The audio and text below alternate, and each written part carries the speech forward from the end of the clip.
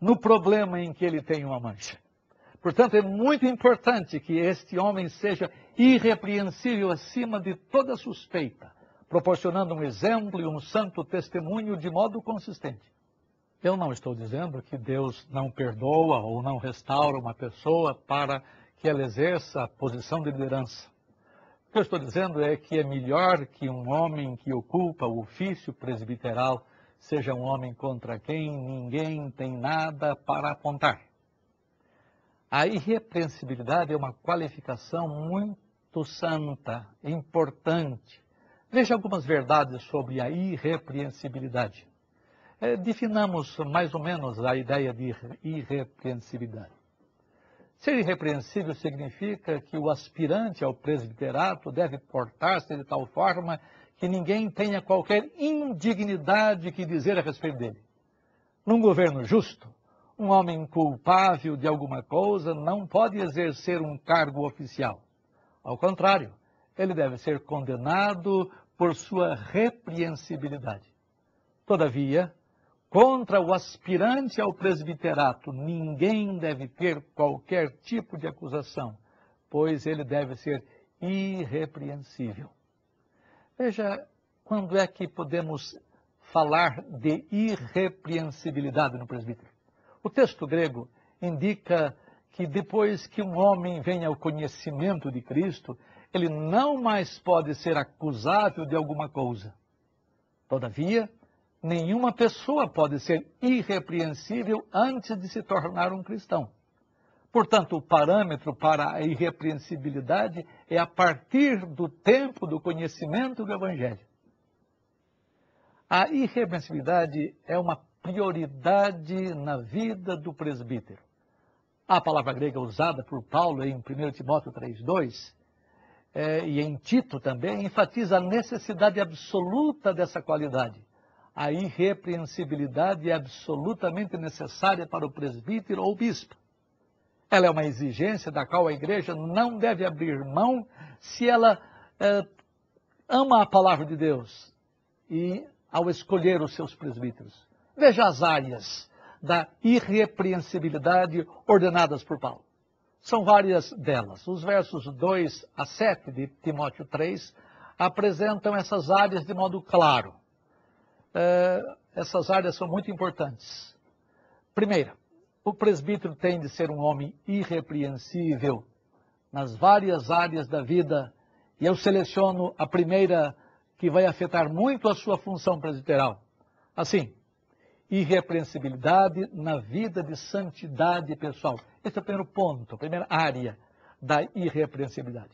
Há vários aspectos da santidade pessoal do presbítero que devem ser levadas em conta. Afinal de contas, eles devem ser modelos para o rebanho. Isso Paulo e Pedro falam em primeira carta, capítulo 5, verso 3b. Paulo diz que os bispos devem cuidar de si mesmos, Atos 20 e 28, que já lemos. A preocupação com a santidade pessoal é algo imprescindível para o exercício do presbiterato. Se um homem não é modelo para outras pessoas o seguirem, ele não pode exercer o ofício porque perde a autoridade. O presbítero precisa ser temperante. Essa é a primeira qualidade na vida pessoal de santidade. Paulo fala em 1 Timóteo 3,2 que é necessário, portanto, que o presbítero seja temperante. O que é ser temperante? Ser temperante é uma pessoa que não se dá a excessos. Paulo fala de uma das maneiras como ser temperante é o não ser dado ao vinho. Essa palavra temperante está relacionada também ao ser sóbrio, aquela pessoa que não é intoxicada por nada. Essa palavra era usada num sentido literal e figurativo, tanto no grego helênico como no Novo Testamento. Vejamos o sentido literal da palavra temperante. Se Paulo tivesse o sentido literal em mente, ele estaria exigindo dos presbíteros que se abstivessem de qualquer forma de intoxicação. A bebedeira era um problema sério em Éfeso, que era o lugar onde Timóteo estava tendo problema com os presbíteros. Havia muita orgia nessa cidade pagã devido à influência do culto da deusa Diana, a deusa dos Efésios. e alguns homens da igreja se deixavam levar pela bebedeira, deixando de ser temperantes. Todavia, a ordem de Paulo para os presbíteros é que fossem temperantes, separando-se das influências malignas que os faziam perder a sobriedade. Isso está lá em 5,18. Somente dessa maneira é que os presbíteros poderiam exercer um julgamento responsável e estabelecer uma conduta controlada pelo Espírito Santo. Veja o sentido figurativo da palavra temperante. Certamente, o uso que Paulo faz da palavra vai além do literal. Um presbítero deve evitar qualquer tipo de excesso que venha diminuir o seu pensamento claro e o seu julgamento sadio. A bebida é apenas uma área onde uma pessoa pode praticar excessos. Os líderes espirituais devem ser moderados e equilibrados nas várias áreas da vida. William Hendrickson diz num dos seus comentários, referindo-se aos presbíteros, que os prazeres deles não são primariamente os dos sentidos, como os prazeres de um beberrão, por exemplo, mas os prazeres da alma. Um outro exemplo de temperança é em relação à vida sexual. Deus exige do presbítero que tenha uma só mulher, sem se deixar levar pela lascívia da sociedade da época e de hoje, possuindo o equilíbrio tão necessário para o exercício de seu governo sadio nas coisas espirituais. Uma segunda qualificação é que o presbítero não pode ser dado ao vinho. É necessário que ele não seja um bebedor de vinho.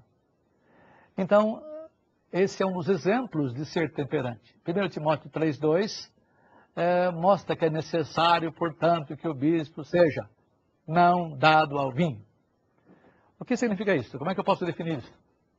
A palavra grega que é traduzida como não dado ou dado ao vinho, poroinos, significa aquele que bebe. Ela não se refere a um beberrão necessariamente, o que seria uma desclassificação óbvia para o preterato, mas ela trata aqui da reputação de um homem. É ele conhecido como um bebedor? Estudamos sobre a palavra temperante, que se refere a uma pessoa que não é intoxicada, mas equilibrada. A palavra grega poroinos se refere às associações de uma pessoa. Tal pessoa não frequenta bares, tavernas ou lugares onde se conhecem e que se fazem os beberrões. A ideia é se seu estilo de vida não se associa à de um bebedor. Veja a exemplificação disto. A mesma qualificação é exigida dos diáconos, no verso 8.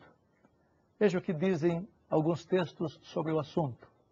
Por exemplo, Provérbios 31:4 diz assim: não é próprio dos reis, isto é, daqueles que estão investidos de autoridade, beber vinho, nem dos príncipes desejar bebida forte, para que não bebam e se esqueçam da lei. Levíticos 10:9. Deus proíbe os sacerdotes da bebida forte. Aqueles que possuem deveres espirituais não devem ser bebedores de muito vinho, para que não sejam conhecidos como inclinados à bebida, nem tenham seus deveres espirituais prejudicados. Aqueles que estão em liderança espiritual devem pôr à parte de qualquer coisa que venha distorcer sua capacidade de julgamento ou de sua capacidade de testemunhar. A vida deles deve ser exemplar. Uma outra característica moral é que o presbítero precisa ser sóbrio. 1 Timóteo 3,2 diz: é necessário que o presbítero seja sóbrio. Está lá também em Tito 1:7 e 8. A ideia trazida pela palavra grega é a de ser disciplinado ou ter domínio próprio. A palavra grega sofrona, traduzida como sóbrio, fala de disciplina ou de autocontrole. Ela é o resultado daquele que é temperante, no verso 2c. O homem temperante evita excesso de forma que ele pode ver todas as coisas com clareza. Ordeira